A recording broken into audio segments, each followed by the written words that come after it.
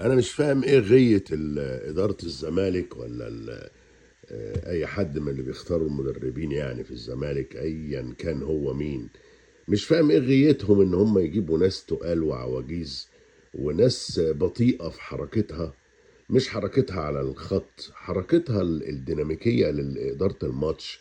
يعني انا لو انا بدرب الزمالك، انا كبير برضو بس يعني عندي خطوات جريئة. لما الاقي ان زيزو مش موفق بالطريقة البشعة بتاعت امبارح دي، ويضيع فرصة ورا فرصة ورا فرصة، والدقيقة 60 ولا 65 اشيله، اريحه من نفسه ومن خيبته، وانزل الجفال الجدير ده. مش انزله في 5 دقايق او في 5 ثواني في الاخر، انزله ربع ماتش، علشان ده 100% كان هيحاول يثبت وجوده، وهو غريب على الدوري المصري كان هيجيب جون.